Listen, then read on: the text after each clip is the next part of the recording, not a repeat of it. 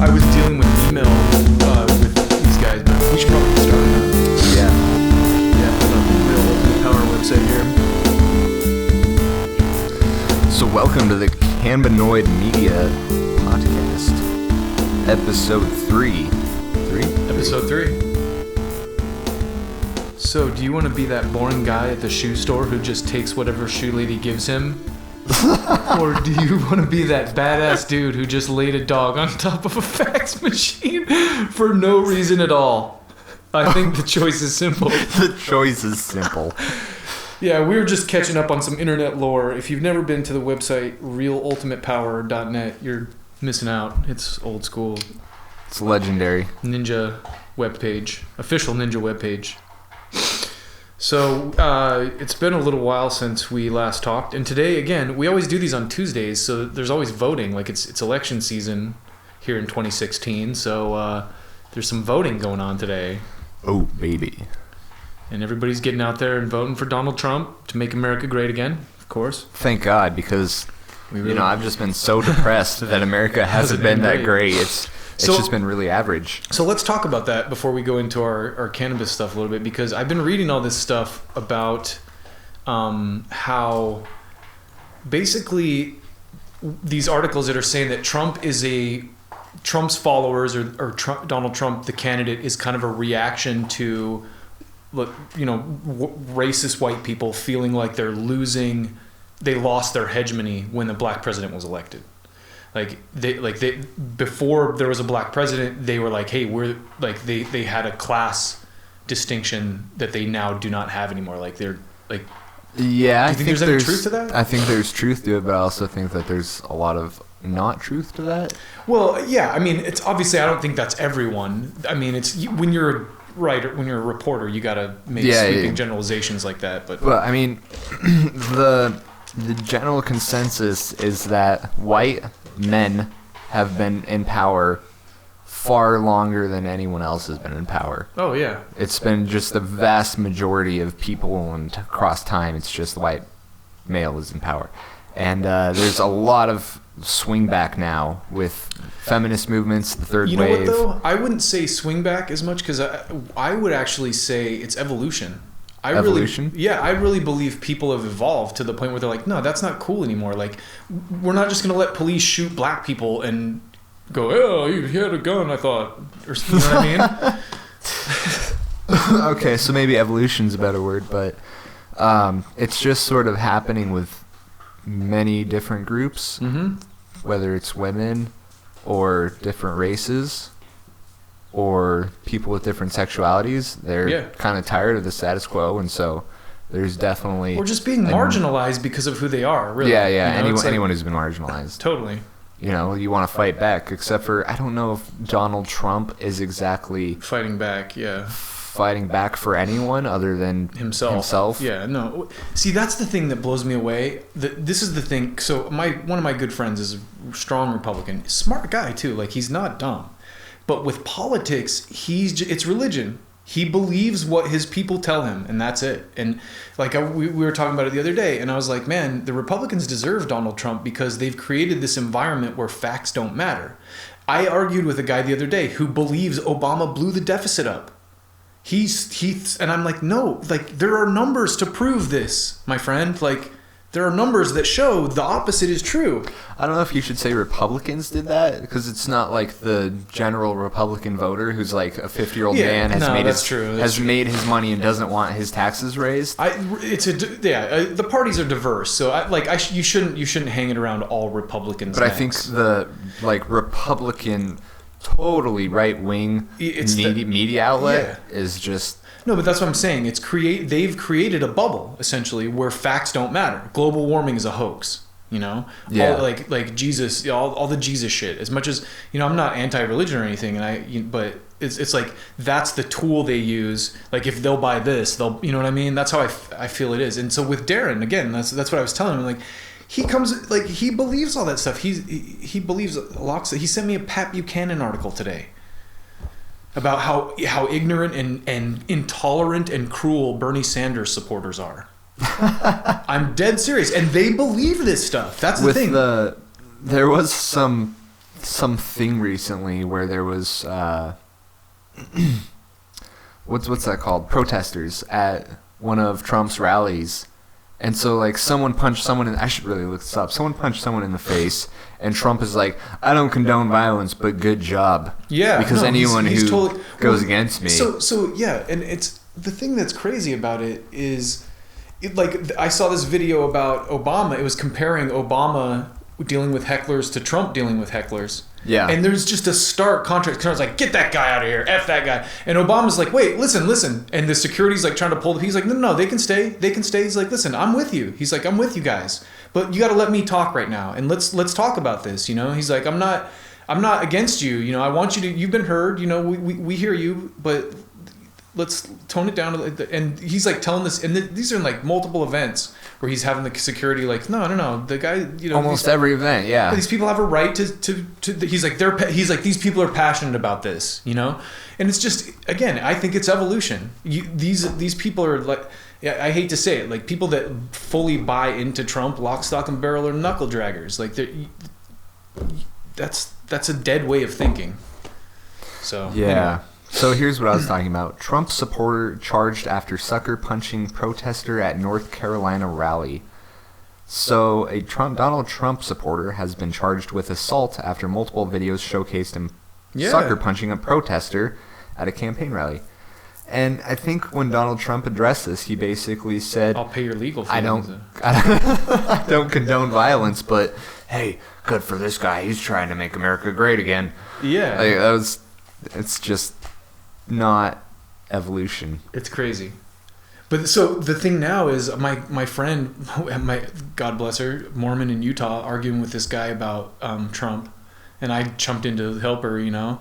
But she's talking about how she's like, this is not cool, and this guy, like, these people just they're being told, it's like the Republican answer to this is to cover your ears and go, I know you are, but what am I? I know you are, but what am I? People are like, Trump is evil, he's bigoted, he's violent, and what do? They go, oh, no, it's Bernie Sanders, he's violent, his people are violent, they're the ones coming in and instigate. I'm rubber, you're glue. Yeah, so it's like, but again, it's like, and Darren firmly believes that Trump's going to be the next president and stuff. I'm like, dude, all you have to do is look at the events that these people are turning out. Bernie Sanders events turn out 25 to 50,000 people. A big Trump event is like 10. Yeah, I didn't know that. If you look at the numbers, I read up on the stats actually, because when I get into arguments with him, I go look up statistics and stuff, you know, because I'm like, oh, that's a good question, because he buys the Republican, like he listens to the Republican strategists and all the guys that are like Rush Limbaugh and what's his name, right, Ross Douthat, or like whoever the guys that are, some of the guys like the Breitbart type guys that kind of like, and you know, whatever. There's a lot of Republican values I believe in, but I think at this point their party's just been hijacked by like religious crazies and stuff, and it's so. I wanted to give you some more details on this. The videos show an African American with long hair wearing a white T-shirt leaving Trump's rally night as the audience boos. He's being led out by men in uniform that read sheriff's office. The man extends a middle finger to the audience on his way out. So you know he's not being like respectful, but he's being pulled out by the cops and everyone's booing him. Yeah. And then he's not hitting anybody. Out of nowhere, the man is punched in the face by a ponytailed man who appears to be white, in a cowboy hat, black vest, and a pink shirt. The crowd begins to cheer. And so there it is. It's the white male coming in, and everyone's just supporting that. Let's take this to a more cerebral level, because I don't think Trump himself is racist at all. I really don't. I think he's rich and elitist, and like he thinks he's the shit, and he has a huge ego. I don't think he's racist. But here's what I do think. I think he is a brilliant marketer, because I read this article in Politico where he said he's in this room full of staffers or whatever, and they're like, hey, how are you going to spend? What are you going to spend on advertising? He's like, I don't want to spend anything almost. And they're like, what?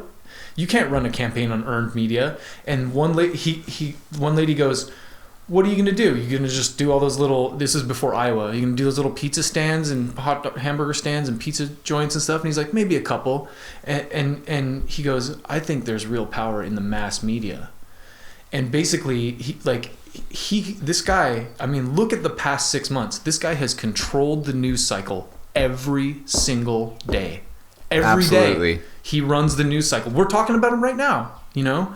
Every day people are talking about him. And man, I honestly, I think to our point, the younger generation is the one that's going to have to get out and vote this election that will beat Trump. That's what it comes down to. Because really, the older, like when I was talking to older people, and to be fair, I think I'm actually proud of us as a country, because I feel like a lot of people supporting Bernie Sanders is a good sign of where we're at. You know, it's like, listen, this is ridiculous. This whole socialism. Really, yeah, because he is a socialist at his core. But it shows that people are past being scared of socialism, because socialism is already a part of our every fucking day lives. You know, and it's been used as a demon for so long. We got past that stigma to scare people. And also, some of these ideas are very sort of liberal, like some of his thoughts on abortion or marijuana.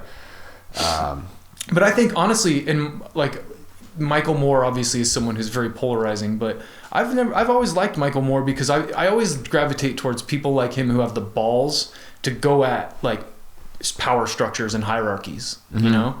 And I feel like I think that's why Bernie's so attractive. I've seen women online on Facebook saying like, I want him to have my babies, like 25-year-old women, about Bernie Sanders. I'm dead serious. She wants to feel the burn. Because they're attracted to his passion. You know, he's passionate he believes in what he's out there doing, you know? So anyway. They just want a man who's confident and funny. Yeah. Is that so hard to find? Why are all the good men? They're running for president. So let's start talking about weed stuff now. Enough about Donald Trump. All right. First news line. Dana Larson. Dana?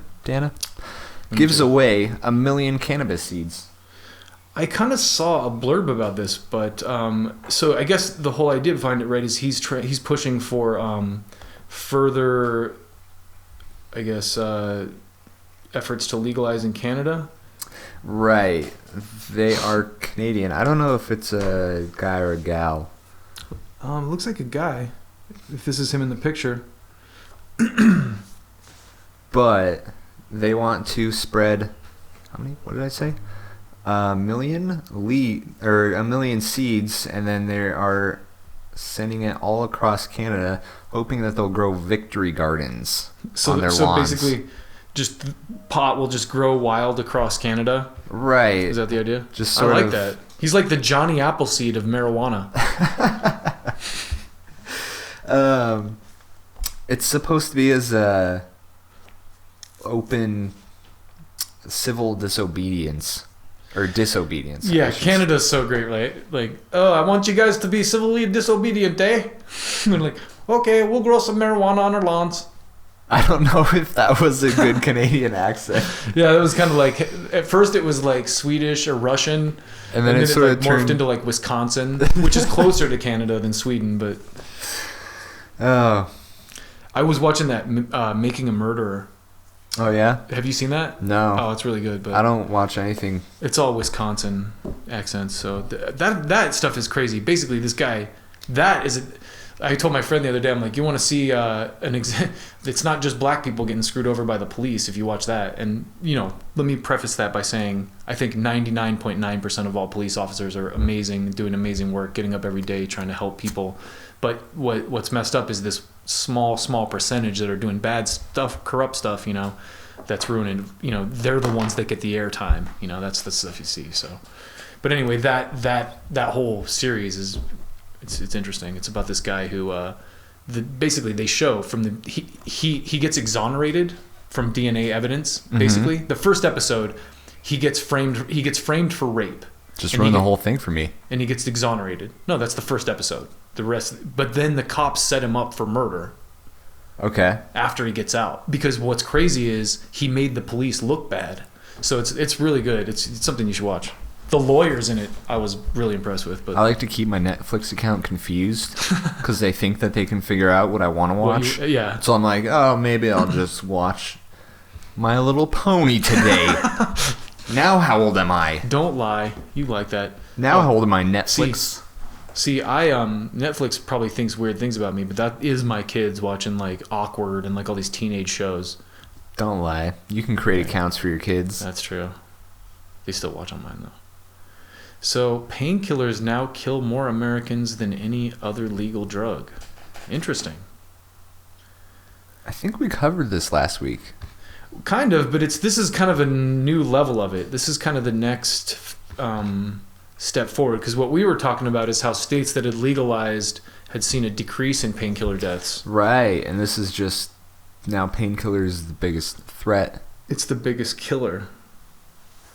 Was this from medication? Opioid painkillers. I'm sure it is. Like I said before, when I was telling you my uncle would like throw himself off the roof and land on his elbow so he could go get some oxy. But let's see, morning consult schedule.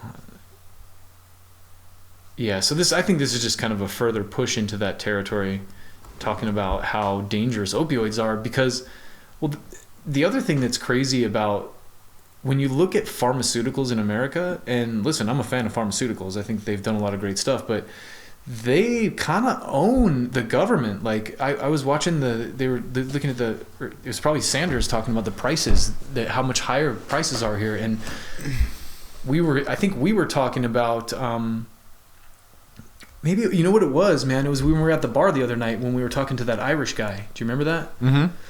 And we were talking about the pharmaceuticals things. Basically, what Sanders wanted to do was open up, like, all these pharmaceutical companies have exclusive rights to sell, so they just put the price at whatever they want. He just wanted to open the market up for more competition. But this is just crazy, because it's like, that's your only legal option there, and it's killing a lot of people. And I think this article, that's not actually the main point of the article. It's Americans have no idea marijuana's the same legal category as heroin and LSD. Yeah. So these are categorized as drugs that are much scarier than painkillers. And really, heroin's probably much more dangerous than marijuana. LSD, really, too. It's like, I don't see that as being super dangerous. Yeah, I don't know. That's only because I've done so much of it. There was a lot of experimentation in the 70s, and I don't think too much damage was done. Yeah. My cousin used to eat sheets and sheets of acid, man. He's crazy, deadhead, and he's fine. He's a normal, well-adjusted man. Other than being a deadhead, he's a little odd. But he was odd before he was dropping acid. So marijuana, magic mushrooms. Take acid, kids. It's good for you. Ecstasy, Molly, ibogaine, cocaine, heroin, methamphetamine are scheduled. Schedule 1, I think all of those? No. LSD is not Schedule 1. Is it? I don't know. No, I believe it. Well, no, remember we talked about this before, the political reasons, and this is what's crazy, is even knowing the political reason why these drugs are illegal, I was going to say ensconced. But that's probably just because I'm a little high. But it's so surrounded by bureaucracy that it's hard to get at the root of these things. Like marijuana is the best example. It's not. Everyone knows it's harmless. So cocaine is Schedule 2. I know, and the reason for that again is, a conspiracy theorist like myself would argue. No, it's not even a conspiracy theory. It's just looking at where the money goes. What drug do people on Wall Street do the most?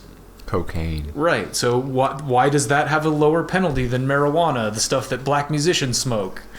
It's not hard to figure out when you methamphetamine, Schedule 2. Really? Methamphetamine. That's Schedule 2. Yeah, that's horrible. I've met lifelong meth heads who have gotten close to dying, and their skin is just destroyed. Oh, meth is horrible. Their teeth are that should be like Schedule rotting. 0. And that is scheduled as less penalizing. Well, what will that be? Schedule 2 is researched less. It's more available for research. I think so, yeah. It's more available for shows like Breaking Bad. Yeah, definitely. Oh God, watching that show actually. So, full disclosure, back in the day when I was a kid in high school in Utah, one of my buddies sold glass, and I partook a couple times. But that stuff, I would say, messed me up probably more than any drug I've ever done. Like after that, like just the way it left my body, the things it did to my brain, like the way that like the hallucinations and the stuff that happened from it, like I would never touch that stuff again. It's the worst thing you could do to your body. It's horrible. It's poison. Was it addicting? Oh, of course, because it feels great, and it makes you feel like you're, they call it, I read one article about the meth epidemic in Rolling Stone where they called it redneck cocaine. Redneck cocaine. Yeah, and I would vouch for that.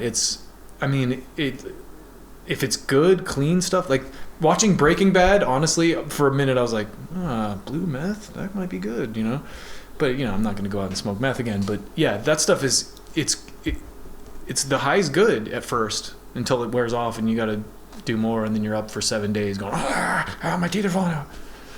Yeah. That's just sketchy. And that's a Schedule 2 drug, I can speak from experience on that shit. That's not good times. When you come down from a high, you just like laugh a little bit less. From that shit. From marijuana? Yeah. Maybe you need some more because your injuries are hurting again. Or because, you want to chill and watch Netflix. Yeah, or just Netflix and chill. Waxy, what to do if you're too high, huh? This is actually pretty interesting. I don't, do you have any preconceptions about what it's going to be? Is it tell you, what kind of vitamins to take and stuff? Yeah, sort of. It's if you want to, counteract a high, if you feel like you're losing it and you want to... Yeah, because it's all really chemical. Come back, yeah, so, totally. That's cool. Now that's the kind of stuff I like talking about. Aside from Donald Trump, of course. In the immortal words of author Douglas Adams, don't panic. That's the Douglas Adams. Hitchhiker's Guide to the Galaxy. Yeah. The book where you always bring a towel. So the secret is myrcene, beta carotene, also known as black BCT, pepper or terpenes. So they're saying black pepper. Yeah. Anxiety. No, see, so when I first started smoking, I used to get anxiety a lot, and I think a lot of it was because I lived in Utah. Mm-hmm. That was in large part because I lived in Utah. So you're just freaking out because the police could come to your door. Oh my God, they're going to send a SWAT team. They smell weed. And that's how it is in Utah, really. It's like I'm just going to blaze this joint up. Put the joint down, sir. We have you surrounded. Choppers come in with spotlights and dudes start rappelling out of them with machine guns. So it looks like black pepper and lemonade, fresh lemon, lemon rind. Very interesting. See, when you're on acid, they always tell you that citrus is what you want more if you want to really pitch your high up. You drink orange juice or eat orange juice or drink lemonade, citrus stuff. So there's something. They're saying with marijuana it counteracts it. There's something with citrus and the chemicals in our brain that stop anxiety. So maybe that's why they say that to drink it with acid too, because that's the thing. With acid, when you have anxiety, that's when you start having a bad trip. Yeah. So to make sure you have a good trip, drink a little citrus. Now this is an interesting little technique. Made famous when on the Howard Stern radio show, Young told Stern he quit smoking cannabis years ago due to paranoia. Just chew 2 or 3 pieces of black pepper. I was imagining a little thing of cooking pepper. Yeah, that's what I'm thinking. That you're snorting. You gotta get the actual pepper leaves, or where do you get those? What do you chew? What is a black pepper exactly? Keep some black pepper on hand. This technique made famous by rocker Neil Young. Is it like how you can get what's it called, bay leaves or oregano leaves, the full leaves? It's it looks almost like a grape. The black pepper. It's a fruit known as the peppercorn. Lemon juice or lemonade. Oh, so you could probably get some peppercorn that's dried and just chew on some peppercorn. Wow, I like this gas mask bong this guy's got in this picture. Isn't it just gas mask? Can't you just smoke? Oh no, it's hooked up. It's like hooked to the mask. Bomb. Yeah. That dude's got a Lakers hat. Just doing my job, Kobe.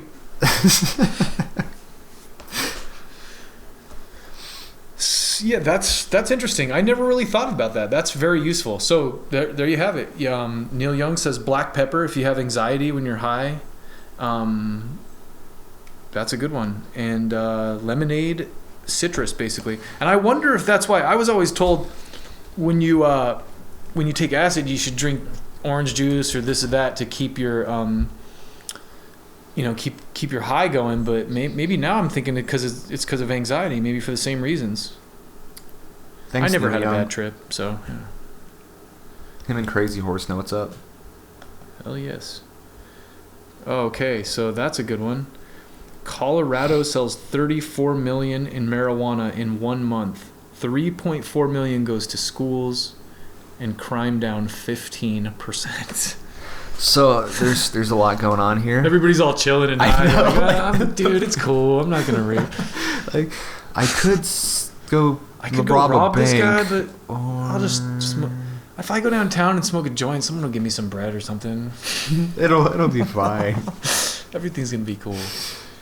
This is great. Again, it goes back to the evolution thing we were talking about earlier, because I think people are going to start to see this and you're going to look at Colorado. I mean, most of the people, like my cousin, I have a cousin that lives in Colorado who's a teacher, just like one of the most intelligent, like, guys I know. So it's like, and I know a lot of hippies that I went to school with live up there and stuff now. So I can only imagine, like, I sadly have been to Denver only briefly. I've never actually. I need to go to Denver soon and hang out. Do you think they're about to have an age of enlightenment, like Italy? Honestly, it's crazy, man. I think, like I said, I think the evolution thing, I think is key, because I think the younger generation now, like my son's age, especially, like the really younger, but even like teenagers and college kids, because I'm in my 30s, so like your age, you're like. You don't have to say it on the air, but anyway, I just see people are so much smarter, and we're all so much more connected via social media and the internet and stuff now. It's a different time where it's like before, even with politics. This is what I've been telling this lawyer guy who I know who works for the Clintons. Mm-hmm. It's always shilling for Hillary. It's like, and I keep going back to politics, but politics is important and it's election season. But those old ways of politics where you could just scare people about socialism or whatever in one room and then pander to them in the next are over, because of how interconnected everything is now and how quick video comes out of everything, So marijuana will be completely federally legal, I would say, within 3 years from now. I just found a crazy article about the renaissance in marijuana. I'll have to check that later. Bookmark it. It is bookmarked. We'll have to cover that in episode 4. Stay tuned! We should do a break for our good pals at Head Shop Hub, right? Oh yeah, while we're distracted. We haven't done that in a while, and I've got about 30 minutes left before I got to take a break. So Head Shop. What's Hub. great about Head Shop Hub? Well, they have a lot of stuff, and I heard that they're about to start selling glass. Initially, most of their inventory was vapes and wooden pipes and Zeppos and stuff like that. But we have a strong sponsor relationship with these guys, and their inventory's been expanding a lot. So headshophub.com, check it out. They have an eBay channel as well, but they're starting to expand their arsenal of smoking devices quite heavily. So I hear the hub is getting hubbier. Yeah, I don't know if you want to go hubbier, because it sounds like a husband or something. They're hubbing out. They've got maximum hub. Maximum. There you go. I like that. What's a really big router hub name? I don't know. Anyway, Head Shop Hub. It's fucking. I don't know where I was going with that. That was probably going to end up in a stupid place, so I'm glad I stopped it. We're definitely getting paid for this advertisement. Headshophub.com. Headshophub.com.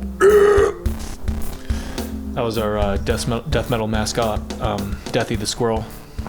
Deathy the squirrel. He's got a mohawk. He likes to jump up every once in a while after he gets a nut and go. After he gets a nut. All right. Sorry, I just had to go on that tangent. So what's our next story here? We have remember to drink juice or like lemon juice or stuff. Who's this? Ravens tackle gives 10K to marijuana research. Asks players to chip in. I know I can say this honestly because I played football. I was that guy in high school. But I remember clearly like me and my little Hesher buddies going out to lunch and smoking like giant bong loads and then going to football practice and just running sprints and doing stuff. Not a problem. As soon as I started smoking cigarettes, you better believe I was turning blue at those things. So it's just a different world. Like I mean, even now I run through. I'll smoke a couple bowls and go run 3 miles in the morning. You know, like it ain't no thing. But I think there's something to this marijuana athletics thing. I think there is. This is more about the brain trauma Chronic thing, which trauma. has recently come like heavily in the media. Like I think they're making a movie out of it. Oh wow! And how the research came about that football is causing massive brain trauma. Yep. I mean, obviously, you know. But on that note, though, I look at it like because I'm not one of those people who thinks like it's like when you get into that line of work.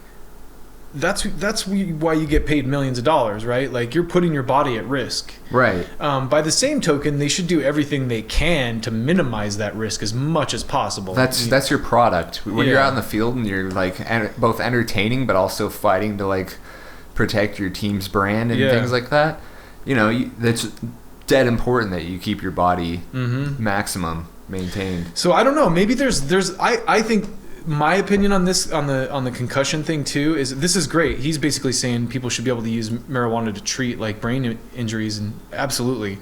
But I think that technology is going to invent gear for football players that's more like shock absorbing. Like maybe they need helmets that are made from a polymer that absorbs shock better. I don't know. What I mean? Dude, honestly, I think because look at cars, right? Like over the years, cars themselves have evolved. So that if you crash, they're much safer. That's true. That's a one-time crash, though. That's like you hit something and you're done. Your car's crumpled. Totally. But with football, even it's like when football started, the dudes wore little leather helmets. They rolled up and put in their pockets when they were done. You know what I mean? That's true. So the technology is going to evolve too. This isn't just for football, though. I mean, the reason why I have my medical card is because I played rugby. And I've torn my lateral ankle ligaments probably 3 or 4 times. Yeah, that's horrible. And so it's just anything like marijuana is known to prevent swelling. And if I walk for more than an hour, my ankles swell up. It's just the natural bodily reaction to all of this like scar trauma, scar tissue trauma. And so, I mean, it's just got a couple of different uses and they need to be researched. Yeah, for sure. And Nixon trying to arrest hippies isn't a good excuse anymore. That's true. Why can't we research this? Well, because some hippies want to protest the war. So you see how they're all about... See? That makes sense, right? So you see how they're all about love and peace? Yeah. That is unacceptable. We have got to stop that right now. Bill Hicks, like, he's so great when he goes off about that. He's like... He talks about how, like, you know... alcohol makes you violent, and he's like, can't you see how that just makes you so useless to like military and stuff like that? To an extent, though, I mean, I don't think smoking pot makes you a complete pussy. I would guarantee you that probably some of the toughest dudes in the world smoke pot.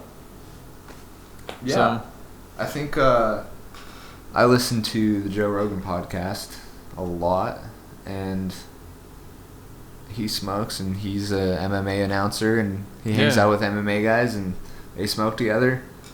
I'm sure those guys don't take kicking people in the face lightly. Yeah. Like, oh, it's just, that's like, because that was always that's like another argument. It's like if you, I remember back in like the 80s and 90s when I was a kid and people would bring it up. It's like, oh, if you do that, everyone will be lazy, no one will be working, it'll totally ruin the economy, and like, make everybody pussies. We'll get invaded by the Chinese. They'll kill us all because we'll all be high. And like, hey, dude, peace and love. So, here's a headline. Marijuana economy expected to hit $44 billion by 2020. Oh. That is all tax money. Yeah. Going to roads, schools. Stuff we need bad. Because all our money right now is going to... Well, I shouldn't say that. Going to bombing people somewhere. That's been Somehow. Reduced a little bit. A little. We've sort of toned down the nuking people. The bombing. Yeah, I mean, we are obviously advocates for marijuana business. I mean, there's no way around it. It's big business, and I think Bill Maher brought up a great point, and because he was saying his point was basically like, listen, don't get what's the best word to use? Complacent, because gay marriage doesn't make anyone any money. No one stands to lose any money when gays get married. True. But with weed, alcohol, tobacco companies, like pharmaceutical companies, they all stand to lose money. And so, but I think we also looked at the cup half full scenario where it's like, or they fucking incorporate it into their brand. You know, it's like, or you're like pharmaceutical companies start fucking synthesizing THC and selling THC pills. They have to get smart. Yeah. Because I believe a Twitter sales executive, the head of sales maybe at Twitter, because you know they're not selling tweets, they're selling sponsored posts, but that guy has started a couple of side businesses, one for paraphernalia, and then another that uses natural ingredients, which I believe includes marijuana, to create a pill of some sort. Oh, do you know what it is? It's a pill to counteract bad highs. Oh, wow. So, anyways, and then a Google employee recently quit so he could start his own lifestyle brand for marijuana, coffee, and t-shirts, like European kind of thing. Yeah. So these guys in the top tech companies are dropping out. Yeah, they're seeing the money. Yeah, the money is going to be there. Whether these big companies decide to roll on with it or not, there's going to be a grassroots evolution here. Oh, yeah. The newspapers weren't like, hold down the internet, it's going to take over the world. Yeah. They just got online and went along with it. No, it's true. You had to. Well, yeah, I don't know if it's been that easy for him, but I just read a thing the other day, being someone who, looks into media stuff, like New York Times finally is starting to turn a profit in digital. Like they had to retool their it's not shit, easy, but yeah. They actually you can't sell print anymore. Realized that no one was going to those sources. Newsstands. Yeah. Yeah. I watched this thing the other night about man, you would love this if you're on Netflix. It's called American Genius, and I watched the first episode. Just drew me in because it was Bill Gates and Steve Jobs, and like how they kind of were rivals, but like played off each other in a lot of ways. Yeah. And then they had like I just started watching. They had one like about the Wright brothers and this guy who they competed with when they're inventing airplanes, and the one that I was thinking about right now was Pulitzer and Hearst. Okay. And they were like, this was crazy. I didn't even know about this, but they were saying that like back in those days, a big portion of their sales was orphan children, those newsies. Yeah. And one of the ways like, and this is so relatable to what's going on in American economy now. So basically, when the war hit or something, like the paper took a hit for some reason. I can't remember what it was, but they had to cut costs. Oh no. It was because they were of their competition and stuff, and there was like other papers, and so they had to cut costs somehow. And the first person they cut, the people that they cut were the newsies. They're like, oh, we're cutting your rates because they're the people that couldn't do anything about it, and right. You know what I mean. And so they ended up striking. Like the newsies all got together and went on strike, and it like totally killed the papers. Like both Hearst and him like lost a ton of money, and Pulitzer, and they had to like go to the table with them and renegotiate a contract and stuff. So I kind of see that's what's happening in the presidential election too. Is it's like we're at that point where it's like, no, this is just not going to work anymore, guys. Hillary Clinton and Donald Trump are not acceptable candidates to represent the people of the United States. It's the proletariat revolution. Yeah. Yep. Is that 1984? The proletariats? Yeah. Which was strongly based off of Russian. Orwell. Russian. Oh yeah. Revolution. The Russian Revolution. Yeah, that makes a lot of sense. Yeah, I was way into those books. I read 84 and Brave New World by Aldous Huxley, which is a little different than 1984, but similar kind of... Big government. Big brother. Yeah. I mean, inevitably there's going to... Especially with the way the world's connected now. I mean, whether it's a one world government or just all governments are connected, everything's too connected for that. Oh, what? Pennsylvania House approves medical marijuana, final vote coming soon. How soon? How soon?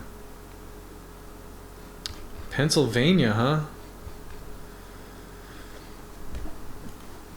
Well, I saw Australia just legalized a while back for medical, but I was like, wow, I'm surprised. Like with the Canada thing that we opened with, it's like Canadians like I thought pot was pretty much already legal up there. Like my buddies who live up in Washington, they were going over to BC to smoke all the time and go to like they were, it was almost like a little Amsterdam there where they had like, maybe it's more of a thing like if you get caught you're just gonna go back over the border yeah, and it's no problem, but if you're there they're gonna arrest you or something. I don't know.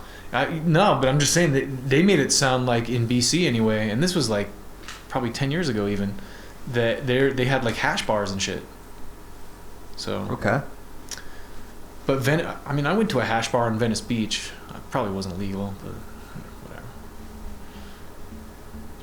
whatever. How are we doing on time? We got about 20 minutes. We should talk about Head Shop Hub some more. So the site's recently improved quite a bit. They've been adding a lot of new products. There's a lot of vapes, wooden pipes, and they're just about to start, from what I understand, working with glass. So check out headshophub.com for all your smoking needs. Some of the best prices I've seen online for vape devices, and those vape devices, from what I understand, also ship very quickly. So that's what we're looking for. This Kind Pen Status by Currency, limited edition, only $160. Well, $159.99. Also looks like they've got some exclusive leather goods. This one's got a sweet pot leaf on it. If you're into those, it's like that wallet made, that says "Bad Motherfucker" in Pulp Fiction, but it just has a pot leaf on it. So I reckon if you ask nicely, you can get one of those. You could get a custom "Bad Motherfucker" wallet Headshop Hub at headshophub.com. Whenever me and my girlfriend talk about that, we say Headshop Hub because it's a little bit hard to say. Like, oh, you're working at the Headshop Hub? Just gonna buy a new pipe from the Headshop Hub? Headshop Hub? Sounds like Barney Rubble. Or Yogi Bear. Hey, boo boo. Where we going? Oh, I'm going down to the Headshop Hub. Alright, what do we got next? So headshophub.com, good place to go. Oh, women leaving jobs for marijuana. Awesome. Women are leaving. They're leaving their men for marijuana jobs. too. Yeah, hey, whatever. It had to happen. Basically, women are leaving corporate jobs in droves to work in the marijuana industry. And honestly, I was looking at something on LinkedIn the other day. There's a bunch of people coming up with me. Fuck this article. Women are natural healers. Well, they're just quoting Andrea Unsworth. So, we're the people who are typically in your home when you are sick. What? This bitch. This is a sexist article. This is sexist. Well, come on. Mom was always the nourishing one, right? Not in my house. My mom was like, I will boot kick you in the throat. I think it's interesting though that there's all this controversy around the tech industry and how women seem to be excluded, or there's like a glass ceiling for women where they can't make enough money in other industries because they're making whatever 80 cents on the dollar compared to men. But women are probably just getting treated like normal human beings in the marijuana industry. Yeah. So that's cool. Well, come on. There's also porn. I mean, they make way more in porn. First-class citizens in porn. They're the draw. Come on. Yeah, I mean, in all seriousness, that's probably there's probably some truth to that. It's also, I mean, as far as dispensaries go, I feel like they stock them. It's like almost like a bartender. Like they know that you're going to tip the cute chick more at the bar. So they stock the bud tenders, like there's always like hot girls that are at the bud tenders. I don't think corporate workers are going to go be bud tenders. That's a good point. Yeah, these are more corporate. What do you think they're doing? Like what are they quoting in here? I think they're just working whatever jobs. Women Grow is an organization that connects and educates and empowers women. So, but it's not saying what type. They're not saying, okay, women are leaving corporate jobs. They're starting their own businesses. So whatever that is, whether they're growing or... Okay. No, that's cool too. Honestly, I think women are also more industrious like that when you look at like stuff like Pinterest or what's that site? Etsy, right? Etsy? Yeah. Where it's like sort of homegrown products. Mm-hmm. So you can see this whole revolution of like marijuana site kind of similar to Etsy, that women are selling, homemade extracts or wax or whatever, cookies. There was a post on Cannabinoid a while back about edibles being a huge $1 billion industry, just marijuana edibles, just baked goods and stuff. So there's a joke in here. It said women are breaking through the grass ceiling. I saw that. The grass ceiling. I like it. I think I was talking quickly and I almost said the grass ceiling. I was gonna say your impression of an Asian man offends me, Colt. Grass ceiling. Oh. Hi. The grass ceiling. Searing. How dare you? South Park does that kind of stuff. Those guys, Oh yeah. You're breaking down my sheet walks. The shitty walk, yeah. Stupid Mongolians. Break down my sheet walks. Oh my god. South Park is horrible. Actually, the new season needs to start. I love that show. Government revenues from legal pot could reach $5 billion a year. That's in Canada, though. Wait. Yeah, that's in Canada, right? So in the U.S., we are projected by 2020 to make $55 billion, I think it said. And then in Canada, right then, like next year, it could make $5 billion. And I mean, $5 billion by itself. That's a huge amount of money. That's like, let's start taking care of this deficit. Yeah. Or let's, flood money into infrastructure. That's crazy. I mean, we need it so bad right now too. That's another reason I like Bernie's. It's like we need like massive investments and like I read some article about how I think there's something like the United Engineers group or what, the coalition of engineers or whatever. There's like 60,000 bridges in the United States that are in dire need of repair. Oh, I'm sure. I mean, it's not just here that happens. I was actually reading an article recently where there's a bridge that's about to collapse somewhere in the Middle East, and it could kill a couple million people, but the funding has been taken away by like some sort of government dictatorship situation. Oh my god! And it's just like, wait, a bridge couldn't kill a couple million. No, sorry, it's a dam. Oh, okay, it's a dam. So they're about. I was gonna say, that'd have to be one hell of a bridge to fit 1 million people on it. They've got like teams working on it 24/7, just patching it up constantly because it's made out of some water-soluble product. Oh my god, that's horrible. We're gonna have to look more into that. That sounds like a story. That is a story. But if Canada makes marijuana more legal and starts bringing in more entrepreneurs, they're also going to take that tax money and put it into programs that's going to bring in more money.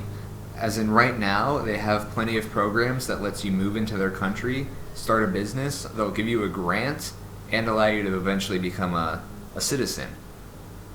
And so people are going to want to live in Canada if they can make their business work and sort of find the American dream in Canada. And if America starts losing that fight, then America's not going to be great again. Yeah, I just opened Huffington Post. And the headline says, "Media malpractice, $2 billion in free Trump coverage." Like they're just billion. They're just catching up to us on our whole thing about how he's getting all this free media coverage earlier. But they're estimating that it's worth $2 billion. Yeah. He's like, yeah, I'm not going to have an advertising budget. Yep. Because no, this article in Politico, I'll have to send it to you, but it's really good. But it's just a crazy. He's smart. He's a smart guy. He's not the stuff he's doing. He's not dumb. I'm a little biased because I read his book a couple years ago too, Art of the Deal, and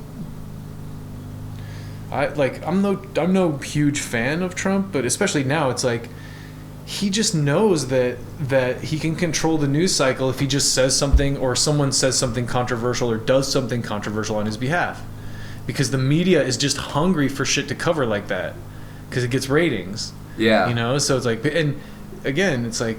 So then that begs the question: once he has a presidency seat, then what? Then is he going to tone it way down, or is he just going to keep acting? I mean, the same listen, way? I was reading this article because some guy told me that he ran as a Democrat, and I was like, no, he didn't. He never ran as a Democrat.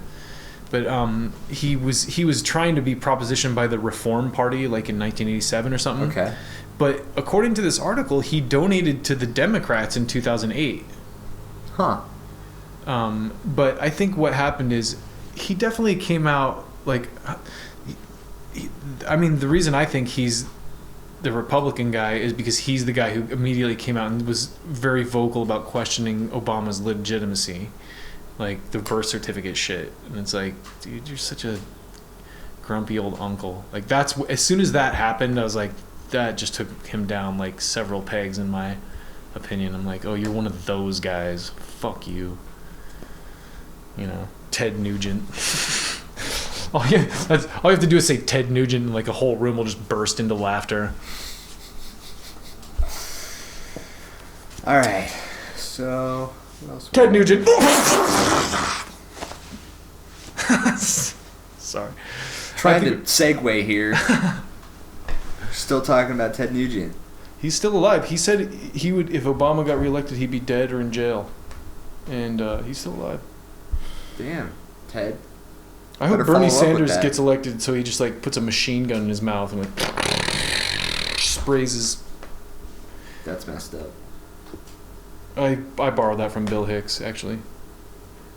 He has a whole bit where he's talking about Billy Ray Cyrus and how he wants someone to hunt him down. Like, he's like, tune in next week when we play It's Time to Hunt and Kill Billy Ray Cyrus. And he has this whole thing where he's like, someone chases him down and puts a shotgun in his mouth like a big black cock of death. That's fucked up. Yeah, it's pretty bad. I love Bill Hicks. He has this other bit that's so good, and it's about like Rush Limbaugh laying in a tub while Reagan and Bush and Nancy Reagan pee on him, and someone squeezes a link out. It's really good. He's like, doesn't Rush Limbaugh remind you of one of those guys who likes to get peed on? Do you think he's the biggest marijuana supporter? Like if you had to name like the top 5 guys who are publicly supporting marijuana that are, you know, using their fame or whatever. Bill Hicks? Like, yeah. I definitely put him up there because he was someone who was a vocal advocate for it in the 90s when it was like still a taboo. Yeah. And he said his exact quote was like, not only do I think pot should be legal, it should be mandatory. I think I've seen that, yeah. Yeah. So, no, Bill Hicks is great too. Like he's one of those guys too. I actually learned about him from Tool. Because they had like in their album, the Enema one. Yeah. They had a picture. It said Bill Hicks, another dead hero, and I was like, "Who the hell's that?" Huh. So I went and looked him up, and I was like, oh, this guy's fucking rad. And now he's a pretty big comedian, right? Well, he's dead. Oh, he's dead? Oh, he's been dead for years. Who am I thinking of? Bill Maher? Bill Maher, yeah. Bill Maher, I kind of see as his kin too. Like Bill Maher is kind of like a continuation. Actually, Joe Rogan was pretty close with Bill Hicks too, from what I remember. But yeah, if you don't know who Bill Hicks is, Google that guy because he's amazing. He was really popular in Britain and Australia too in the 90s because, I mean, those cultures have been, they're more, I see them, again, I'll go back to the evolution thing. They're more evolved than us. Like Australia, I was watching, Jim Jeffries? Yeah. Have you seen his comedy, his stand-up thing where he talks about guns? No, wait, maybe. I love that guy. He's so funny. He's like... He's like talking about his son. He's like, when my son grows up, I want my son to just fuck tons of pussy. He's like, no dad ever says that about their daughter though. that's true. He's like, oh, when she grows up, I just want cocks in her all day long. It's like, whoa, dude. Failed. Yeah, but no, he's talking about like I don't know. The point I was getting at is the reason Bill Hicks was so popular in Australia and Britain is that I think culturally they are more evolved than we are. Or were, and I think we're catching up, hopefully. It's a big possibility. But yeah, he had this his thing on guns is really good, because he's like, yeah, in Australia, like we had this huge massacre called the Port Arthur Massacre, like nothing has ever touched it since, and he's like, after that, the government kind of like was like, yeah, guys, I think it's time to get rid of all the guns, and he's like, and Australians, we all went like, no, all right then. Because there hasn't been one since. There was an incident like a couple years ago where some guy was shooting a bunch of people there that got. But and then here we're like, we've got to stop these massacres. What do we do? What do we do? Nothing. What do we do? And all right, any ideas? Nope. Yeah. Okay, what do we do? That's what he said, and he's like, but then here he's like, a whole school full of children gets massacred, and you guys are like, maybe we could get rid of the big ones? Just the big ones? Yeah, and then he breaks it down so good, and I love when he does his American accent, because he's like, I've got to have it to protect me and my family, and he's like, protect you and your family? Who the fuck are you? Who's coming after you, man? You must think real highly of yourself to think someone's coming to murder you and your family. I'm like, yeah, no. He's like, he tells a story about when he actually had his window open, and these dudes came in with knives and like pinned him to a wall, and he's like, and people say like, yeah, I bet you wish you had your gun, huh? And he's like, no, because I was naked at the time. He's like, I'm not like. He's like, also, what world do you live in where you're like always like ready to draw?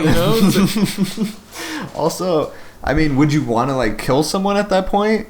Are you prepared to just pull the trigger and end someone's life? Yeah, just kill someone because they need like some money or some food or something. And that's the other point he made. He's like most people don't want to murder you. They just want your TV, or something like that. And it's like. Yeah, so as long as you don't have any nice shit, you're fine. But yeah, so he breaks that. It's such a great bit because he's like, there's one good reason and only one good reason to own guns. He's like, well, I like guns. Like, that's it. That's the only good reason. I like guns. I like going out and shooting a little bit. Yeah. I like going down the shooting range. It's true, though. Shooting is fun, though. Yeah, I love it. Hey, I'm not anti-gun. Like, whatever. I grew up in Utah, so I have good friends that are the upper crust of society that, they're just the best people. They should have all the guns they want, Oh, man. I think it's about time. Yeah, it's almost time to go, but let's give one more little shout out to Head Shop Hub for keeping us in business. Those nice boys and girls at Head Shop Hub, always taking care of stuff. And yeah, surf on into Head Shop Hub, follow them on Twitter, check out their Facebook, buy some stuff from them. They're definitely check out their wood pipes. I'm holding one right now. It is beautiful. It's got a nice sort of, like, it's plastic, but it's like a nice plastic, and it's like one of those ivory tips on like old smoking pipes. And I gotta say, I'm not the hugest fan of glass pipes either. Really not. So they get a little dirty sometimes. So it's nice to have a wood. You can boil them. I like glass, but I don't love it all the time. So it's kind of a nice little. Yeah, it's all natural. It's very hunk hipster. Of wood. Very hipster. It's the kind of thing. Yeah, definitely people in Silver Lake. It's fun to smoke with if you're just sitting outside, sitting in the sun. chilling. It looks very tinderbox, you know. It's like it looks old school tobacco. I said tobacco. So you did say tobacco. So they've got some fun stuff. Check them out. Headshop Hub. All right. Well, it's a voting day, so we'll probably have some news on that next time. But got to get out there and make America great again. So we're gonna close this one out, boys and girls. Thanks for listening, and Cannabinoid Media out. Cannabinoid. I feel like these are